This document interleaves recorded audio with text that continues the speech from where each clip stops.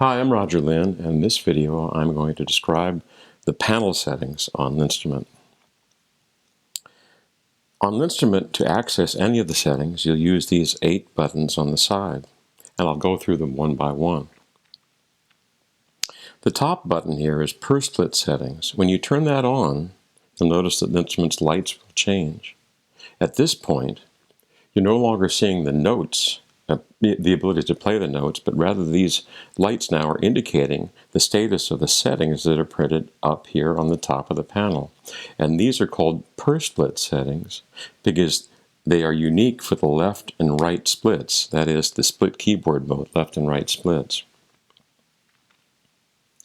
So all these settings here that are printed have up to 4 rectangles printed there, and those indicate the different parameters. For example, the bend range column here, it has 4 settings, plus or minus 2, 3, 12, or 24 semitones. The status, which one is lit, for example, in this case, is indicated by which of the 4 notepads just beneath those 4 rectangles that are printed are lit. So this is the case for all these. Not all of them have 4 rectangles, some have less, some have more. By the way, I should mention that in this video you're going to see some flickering. That is not on the LinnStrument. That has to do with the refresh rate of the video, and so it's going to cause that flickering, but there is no apparent flickering on the LinnStrument when you're using it.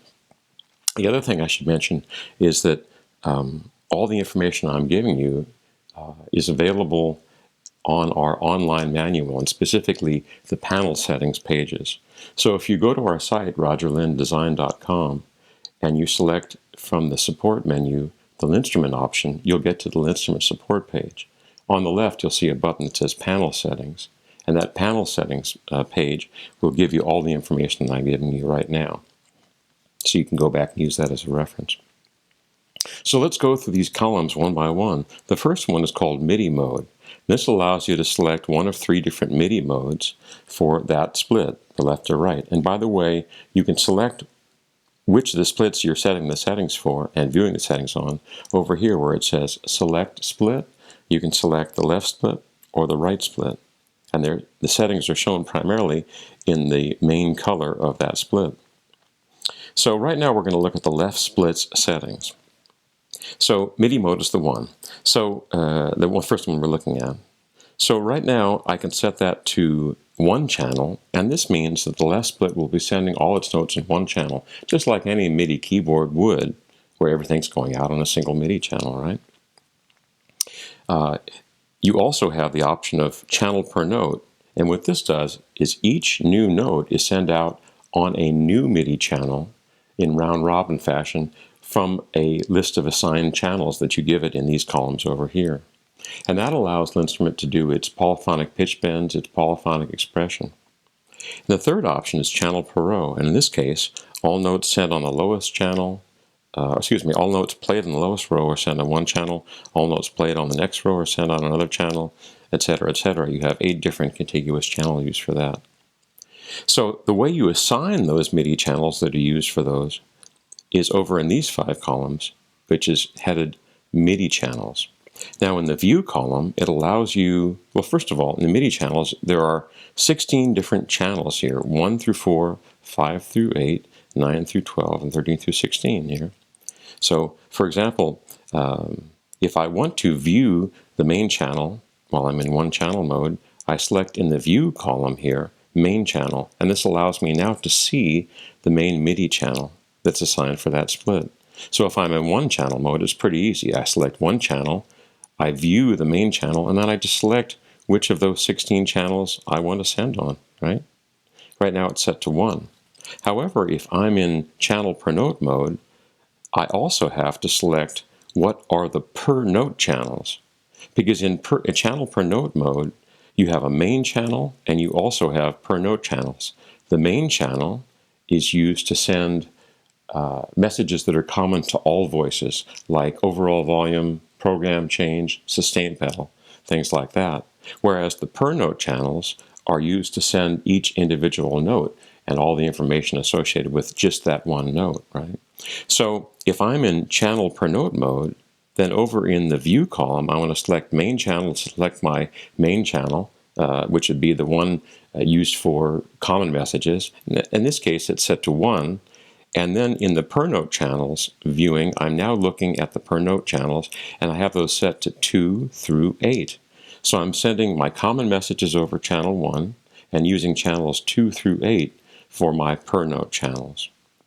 Now, if I happen to be in channel per row mode, in the MIDI mode, then I want to be able to set my per row channels. And those are always a contiguous block of 8 channels. Right now they're set to 1 through 8, but if I press 2, then they're going to be set through 2 through 9. If I press 3, it's going to be set to 3 through 10, and they snake around. For example, if I press 9, they're going to be 9 through 16. So I'll set those back to 1 through 8. And I'll set my MIDI mode back to channel per note and showing the per note channels for now. Now the next column is bend range, and this has to do with the pitch bend messages that are sent out in response to my sliding my finger left and right. And the basic rule here is to set this to the same bend range that your sound generator is set to. Now this is a parameter that doesn't exist on a standard MIDI keyboard because you have a bend wheel, and the bend range is always the same. If you have it in the center, it'll be in the middle of the range. If you move the wheel forward, it'll be at the high end of the range, and if you move the wheel back, it'll be at the lowest end of the range. But for LinnStrument, since we don't have a bend wheel, since we have these wonderful pitch slides and vibratos that you do integrated right into the touch of the note, you have to select how many note pads you're going to move in order to hit the maximum bend wheel message value. So, for example, if I set this to plus or minus 2, that would be a good place to set it for using standard synthesizer presets, where you usually set up for the bend wheel to bend 2 notes up or 2 notes down, 2 semitones up or down. The only problem with that is that in LinnStrument, if you then you do a slide, you can't slide more than 2 notes up or 2 notes down, because that's the limitation of those presets optimized for standard MIDI keyboards. So the basic rule is it's good if you can set both the LinnStrument and your sound generator to plus or minus 12, or plus or minus 24 is even better, so you can do a slide over 2 octaves. And by the way, the settings here are really for the most common settings, but there are deep edit settings built in. So if I hold down the plus or minus 24 button, I can set its value to anything from 1 to 96.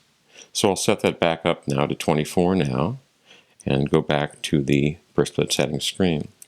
Now the next column, you get a drink of water here.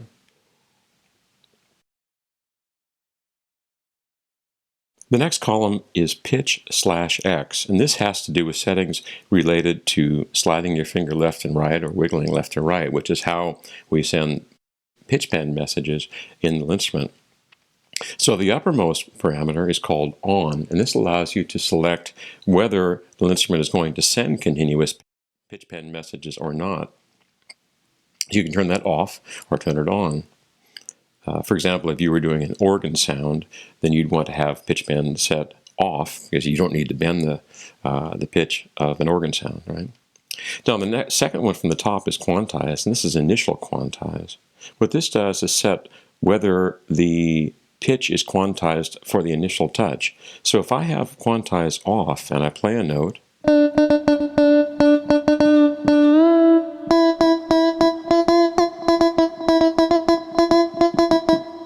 actually I should turn this off too.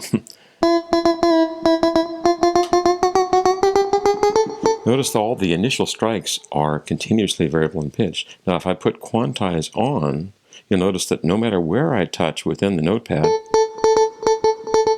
will be the quantized semitone. And then if I slightly move to the left here,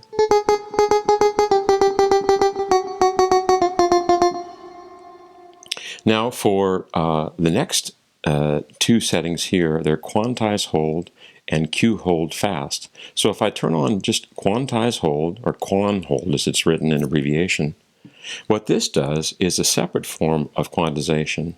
If I do a vibrato or I do a slide, then once I stop moving, it will then gradually move me back onto pitch. You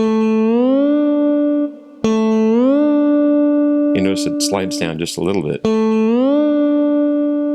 Or if I do a vibrato and I end up on the left side, it'll slide me back into the center in pitch.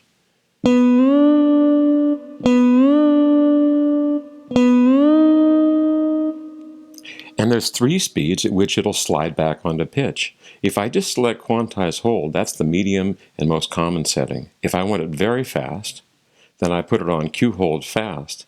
If I want it slow, printed here in letters way too small for the human eye to see, if I press them together, I get slow quantize hold. But for most cases, just quantize hold is fine. Now the next column is settings related to timbre/Y, and this has to do with the Y-axis movements within the pad. So for this, just like in Pitch X, you can turn continuous Y-axis messages off or on. The next 2 cells you can select are CC1 and CC74, and this is determining what MIDI messages are used to send the control change messages to the Y-axis messages that are sent out. So you can send either CC1, which is mod wheel, or CC74, which is the default and the best one to use. That's the standard that is being embraced by all the expressive controller manufacturers for Y-axis timbre movements. Now, if you want to get into deep editing, you can select any control change number you want. So I would press down on CC74, and now I can select any CC I want, right? I'll move back to the normal settings. And by the way, if any of these deep editing settings are set other than defaults, let's say, for example, I have this set to 75 or 76. Now, that light is going to be lit not in the main color of that split, but in the accent color of that split. And I'll just go on in a moment to tell you what main and accent colors are. But for now, I'm going to set that back to 74. Now, there's one more button here, relative. That parameter here means that, for example, if you have this off, then your Y-axis output is going to be absolute position always. And that means that if I press down here at the bottom of the note, it's going to send out a control change value of 0. If I press near the top, initially it's going to be 127. Right? But if I set that to relative, then anytime I first touch it, it's going to quantize that Y-axis value, and it's going to start at 64. For example, if I touch it at the top or I touch it at the bottom, it'll start at 64. Then subsequent movements increase or decrease that value relative to its initial position of 64. All right? So I'll turn that off for now. The next column is loudness/Z, and like the other 2, you can turn that on and off for continuous control. So if you turn that off, then it'll send no pressure information whatsoever. And by the way, turning any of these on or off is good for thinning out your MIDI data if you're overloading an older hardware synthesizer or something like that. So I have it on for now. The next 3 buttons, the next 3 parameters are polypressure, channel pressure, and CC11. And this allows you to select which MIDI message is used to send the pressure information. If you send polypressure, then that's very handy for using one MIDI channel because you get individual, simultaneous, independent pressure for each pad you're holding, right? And this is obviously going to be better if you're on a single channel. Then you can use alternatively channel pressure, which only gives you one pressure value for everything you're touching, right? So it'll use the highest value that you happen to be pressing, or I think it's the last value that happens to be pressing. The last one here is CC11, and you can send your pressure messages using control change 11 messages. However, like the other deep editing features, if I hold this, I can adjust that to be a different value, right? So I'll set this back now to polypressure, or actually to channel pressure. Now the next one is color. And this allows you to change the colors that are displayed on the panel. Now, normally, all the naturals are lit and the accidentals are not lit. And the way we set it by default is that the green lights are telling you all the naturals except for the C, and those green lights are called the main color. And then the light blue lights, which indicate the C within each octave, are what are called the accent lights. So you can change the colors of each of those. So for the main lights, for example, if I press this continuously or rotate it through, I can rotate through the 6 colors. So I have green, I have light blue, I have dark blue, for example here, I have magenta, I have red, I have yellow, and I'll set it back to green for now. And the same thing for the second one down, the accent color. I can set this to whatever color I want. So I can make the accent color red and get Christmas lights. Now the third one down is played, and what this does, this selects the color for the notes that are played. Excuse me, I just changed my accent light. The red, the played color is the color that will appear when you press a note, and this is the one that plays, it tells you where the same note is played on other rows. Right? Now I find actually a lot of the time that I want to just turn that off. So what you can do in this special case, if you keep playing, rotating through the colors, finally that you get a 7th option, which is off. And in this case, you don't have any of those red lights obscuring the indication of the natural notes. But I'll put it back onto red for now. And the last one is low row, and this has to do with a special feature I'll talk about next called the low row, which changes the function of the lowest row into being a variety of other functions like sustain pedal or restrike, things like that. And you can set the color of that. So now let's talk about the next case, which is the 2 columns indicating the function of the low row. So if I set low row to normal, I'm going to get the normal display. If I set it to anything else, any of the other 7 selections, it's going to turn into the low row color at the bottom. So I'll go through those selections one by one. The most obvious one is sustain. In this case, the low row acts like a momentary sustain pedal. Now the next one here is restrike, and what this does is I can be playing a chord, and then if I strike the low row,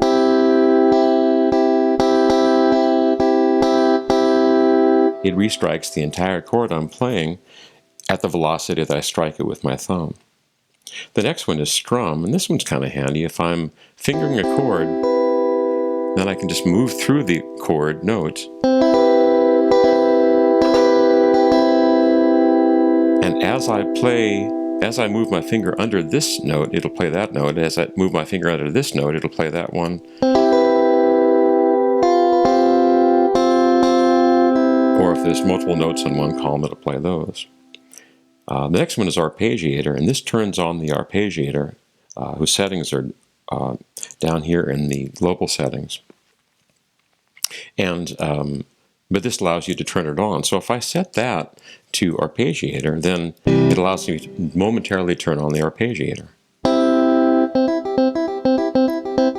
And what's interesting is that if I then move my thumb to the left or right from its initial position,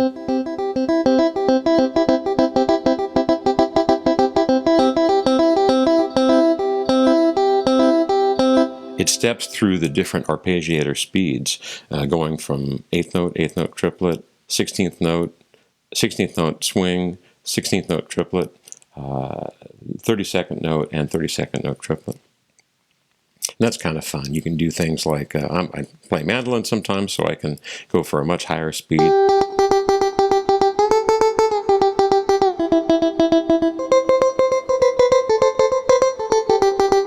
Something like that. At any rate, then, the next one is sustain pedal, which I showed you. And then the next one after that is bend. And what this does is acts as a big bend strip. And the bend range is the same as the bend range parameter sets it for normal play.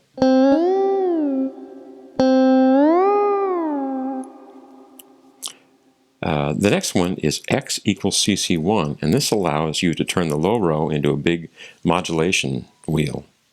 And by default, it's momentary. Now, this sound I have loaded doesn't have any response to the modulation wheel, primarily because I see it as sort of an antiquated thing. But it allows you to send CC1 messages for any reason you might want. Now, there are if you hold down that button, it allows you to change parameters related to that function. So I can either have it operate in what's called hold mode, where it'll only send the CC1 when I hold the low row with my finger. And then any movements from that will increase it from a value of 0 up to a value of 127 at 7 or 8, I think it is, columns to the right or back then. And if you ever lift your finger off, it'll return back to 0. So it's a momentary low row. But if I hold that down and I set that to fader, then the low row now is just like a mod wheel. Wherever I set it, it stays where I just left it, right? And that's the x equals CC1. The other thing too is that if I swipe down, it allows me to select any CC number from 0 to 127. So that's handy. And then the final low row assignment is called XYZ equals CC 18-16. Excuse me, 16 through 18. And what this does is that when I touch the low row, it's sending out continuous CC 16 messages for my x-axis movement, and then for my y-axis movement it's sending continuous CC 17 messages, and then for the pressure Z, it's sending out continuous CC 18 control change 18 messages, and all simultaneously. So it's a three-dimensional control strip. And if you hold that one down to go into deep editing mode, you can set it like CC1 option above it. You can set it to hold or fader mode for the x-axis. And then if you swipe down, you can set the control change number for x, the control change number for y, and the control change number for z by just moving those then left and right. So it's very versatile. So let's set that back to normal. And then the next row here is special, and this has three mutually exclusive options. The first one is arpeggiator, and this turns the arpeggiator on for the left split. And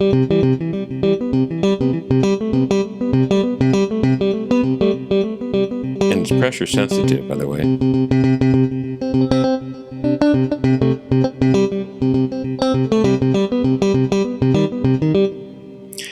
The next one is CC faders, and this one is very handy. What I'm going to do is I'm going to turn CC faders on for the right split, not the left split. And notice what happens. Once I put the split on, you'll notice that you'll see these 8 faders over here.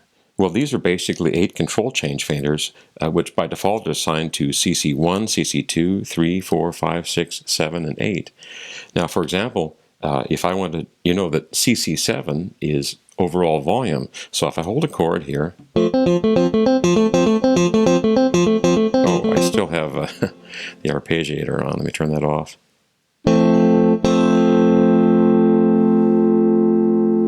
Now you can't see because I'm only showing you with the camera the leftmost 16 columns, but that slider, that horizontal light bar, goes all the way to the right edge. Now in this case, normally, as I say, those faders are assigned to CC 1 through 8, control change 1 through 8, but if you hold down the CC faders button, you can adjust any of them. Now what you can't see right now, because I'm focusing on the leftmost 16 columns, is there are 8 lights on the rightmost column. One of them is lit in a different color, and that allows you to select the to view the control change number for each of the 8 different lights. So if, for example, I'll pretend they are here now.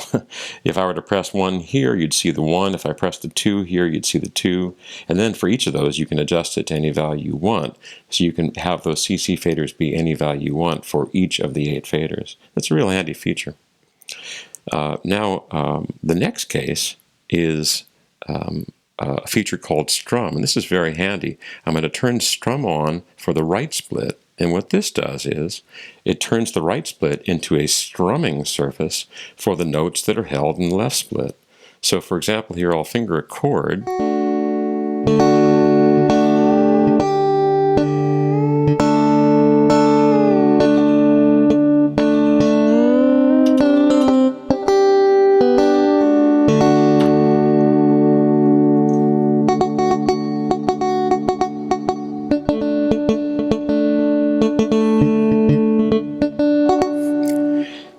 can change the proportion between the playing and the strumming area by just changing the split point.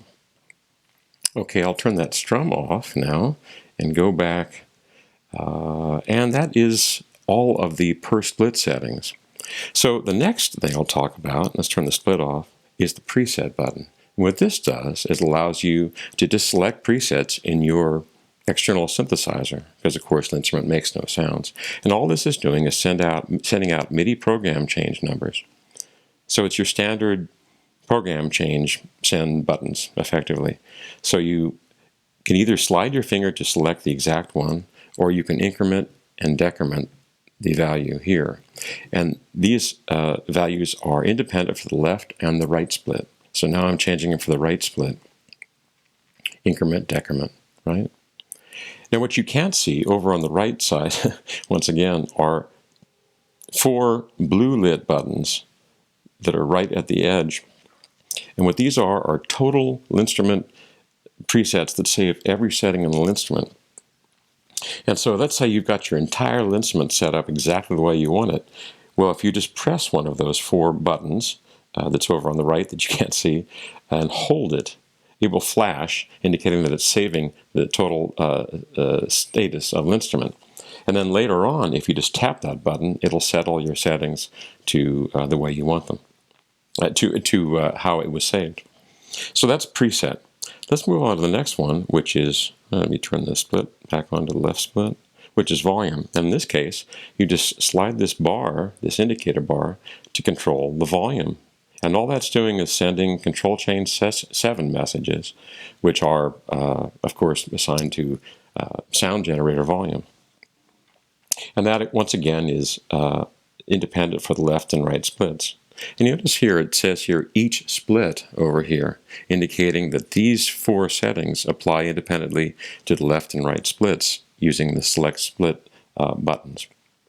So that's the volume. The next one is octave transpose, and there's a little line going down to 3 printed words: octave, transpose pitch, and transpose lights. Now what these do, these lights here, is they allow you to transpose the octave down up to 5 octaves, down to 5 octaves, or up 5 octaves. It allows you to transpose the output pitch down 7 semitones and up as much as 7 semitones. And then it allows you to shift the viewable lights left or right on the surface. For example, right now the C is 1 column away from the left edge. Well, if I wanted to make the C right on the left edge there, I would then shift the lights down 1 position, and now the C would be there. And it's still going to be a C, it's just located in a different position. I'll put that back. And then you have independent control once again for the right settings. But in this case, in this particular screen, you have another feature. If you press both left and right together, then you control the octave, transposition, and shift of lights together for both splits at the same time. Now the next 2 buttons are switch 1 and switch 2. Now these are toggle switches that can be assigned in the global settings down here to a variety of different functions. By default, switch 1 acts as a sustain pedal. And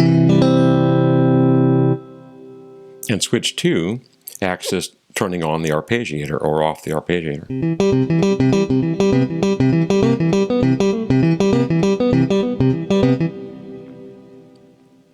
Split button turns the split on and off, and if you hold it down while sliding your finger, you change the split point.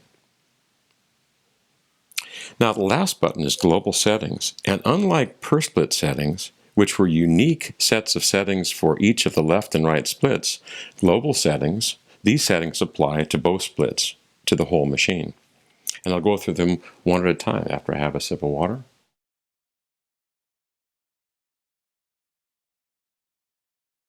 So starting over here, we have note lights on off.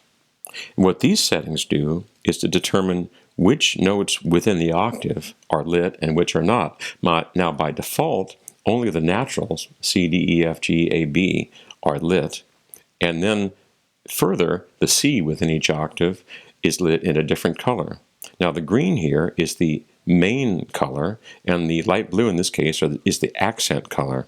So what I can do is I can turn on and off the notes of the main color and on and off the notes of the accent color. So that's why I have this column here called View.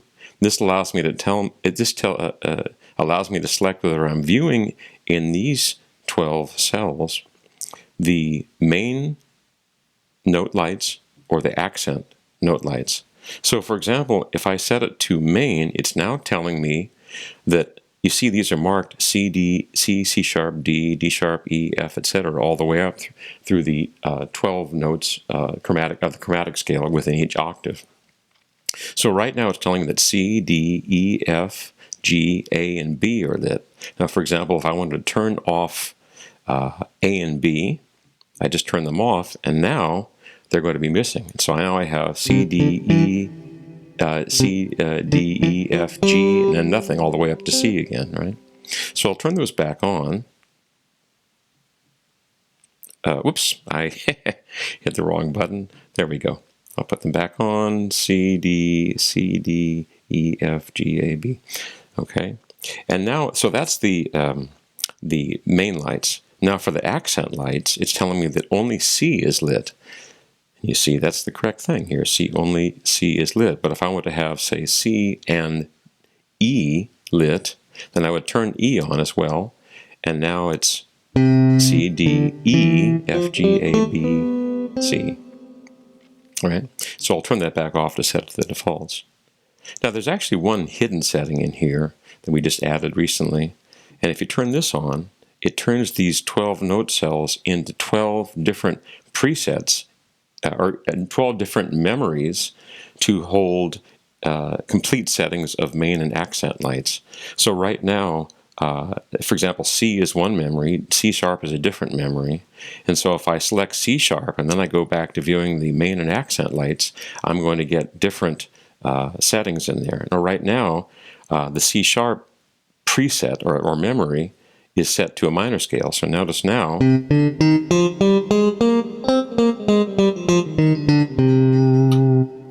and pressing that third again, if I select memory D, that will give me yet another scale. In this case, a harmonic minor. So you can switch them actually fairly quickly that way.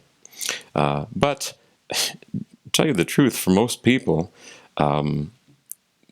it makes most sense just to leave the light set to lighting the naturals and the C lit in a different color, because all piano players are not wrong in terms of what notes are highlighted. In other words, they don't, if they want to play in C minor, they don't have to change the keys to be white or black to be able to know they're playing in minor. I think it's actually helpful if everything stays the same so you don't get confused. So most people just leave the lights where they are. Okay, the next columns are row offset, and what this allows you to do is to tune the rows. So for example, if I want to have, right now the default tuning is 5 semitones plus 5, but I can have the offset between the rows be, oops, don't want to show you that yet. The offset between the rows can be plus 3 semitones, plus 4 semitones, plus 5, plus 6, or plus 7, plus 1 octave. And then you have another option here called no overlap, and what this does, if selected, allows you to have the starting note number of each row be one higher than the ending note number of the row just below it. So you have no overlap whatsoever. And then finally you have guitar, and this allows you to tune just like a guitar. E, B, G, D, A, and E. But the default is all fourths, which is just like a guitar except with the B string tuned up to a C and the E string turned up to F. The high E tuned up to an F. So the next columns we have here are the foot switch and panel switch assignments. And the way this works is you first select which switch you want to view or assign in the select switch column. And what are they? They're switch 1, switch 2, foot left, and foot right, because LinnStrument accepts either a single or dual foot switch. And by the way, if you only have a single foot switch in there, it's only going to use the right foot switch setting. But for example, if I want to see what the setting of switch 1 is, I would select switch 1, and it's telling me that its assignment is sustain. Switch 1 is acting as the sustain pedal. But your different options are octave down, octave up, you have sustain, you have CC65, control change 65, you have arpeggiator, being able to turn the arpeggiator on and off, or you have alt split. And what alt split does is it allows you to, if you're using one split for the entire surface, it just alternates between the left and right split for the whole surface. That gives you instantly the ability to select a different whole setup, right? One more thing you should know is that if you select CC65, that's of course going to just use the switches to turn on or off control chain 65. But if you hold that down, like some of the other functions we've shown you in deep editing, you can select whichever control change number you want from 0 to 127. So let me set that back right now to 65. Okay, so I'll change that back to sustain for switch 1. Now the next column is velocity sensitivity, and it has 3 sensitivities: medium, high, and low. High sensitivity means if you want to play very light, you want it to be very high sensitivity. Low sensitivity means if you want to play very heavy, you want to make it less sensitive. You want to make it low sensitivity.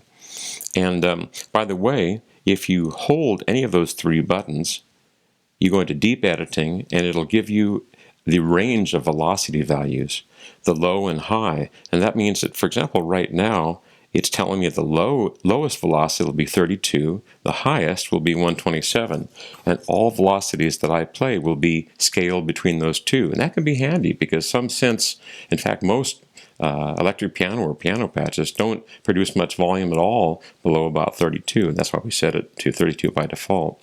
But you can set them however you want. Or, for example, there are some patches that if you strike, in Logic has this, if you strike something at a velocity higher than around 125, it goes to a different sound. Well, you can defeat that just by setting your high limit to velocity of 125 in this screen here. So you have 2 settings, low and high, and you just swipe left to right to set those settings. The velocity column also has 1/4 option called fixed, and this just defeats your velocity sensitivity entirely, sending by default a value of 96 for each note. And if you press that and hold it down, you can set it by swiping to any value you want. So I'm going to set it back to medium. Now the next column is pressure sensitivity, and this is just like velocity sensitivity, but it relates to the continuous pressure. And you have 3 different settings, low, medium, and high, and it's pretty easy. If you want to be able to touch very, very lightly, just set it to high sensitivity. If you want to really dig into it, set it to low sensitivity. And then here's another option called aftertouch. And what this does, if it's off, that's your normal operation, and your pressure will go all the way from the lightest touch at 1 to the heaviest touch at 127. And so it gives you that full range from the lightest touch to heaviest. However, if you turn aftertouch on, it acts like a MIDI keyboard. Now in a MIDI keyboard, the aftertouch message that's sent out won't start until you press the key all the way down. And then once you've pressed it all the way down, if you add force beyond that, it starts sending aftertouch, starting at 1 up to 127. So let's say, for example, you're using a synth that has its settings already set up for normal keyboard aftertouch, and you find on LinnStrument when you play it, let's say the sounds add a vibrato by pressing down on the key, and you're finding out it's happening all the time because LinnStrument sets pressure messages, aftertouch, for the entire range from the lightest touch to the heaviest. Well, if you don't want to have to mess with changing those settings, you can just turn aftertouch on, and then it'll act just like a MIDI keyboard, where it'll only act once you've pressed the key down and then start sending pressure messages. So I'll turn that off for now. Okay, the next 3 columns are the arpeggiator. And LinnStrument's arpeggiator is not all that different than most keyboard arpeggiators. It has a lot of the same settings. So for example, here in this column, I can select whether I want the chord to be arpeggiated down or up or random. And if you press up and down together, it goes up, then down, then up, then down, then up, then down.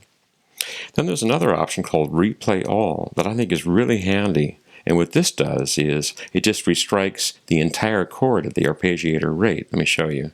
So if I turn arpeggiator on,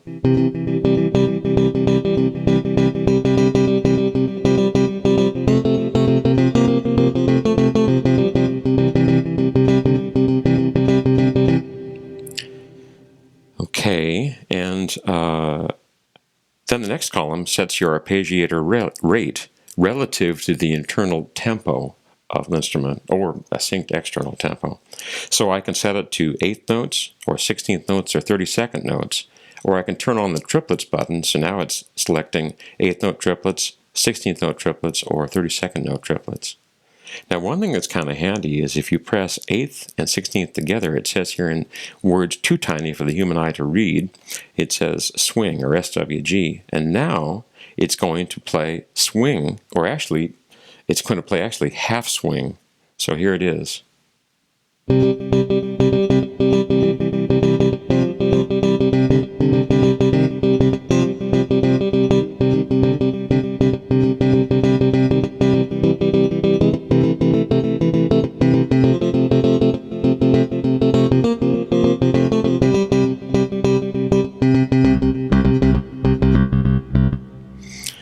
So what that actually is, it's halfway between straight 16ths and triplet 16ths, triplet swing 16ths. And so it's a much more relaxed feel, particularly at the slower tempos.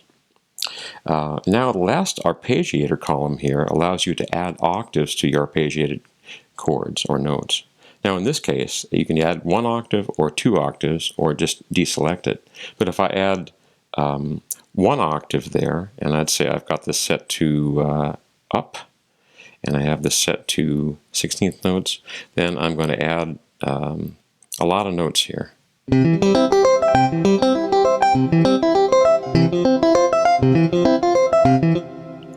That's a common feature in arpeggiators. So I can turn that off for now. And the last function here is tap tempo. And notice this is blinking at the tempo rate, is blinking quarter notes. So if I want, I can change it just by tapping it. But also, the moment I tap that, it's going to show that tempo in letters that have so few dots that it's almost impossible to read.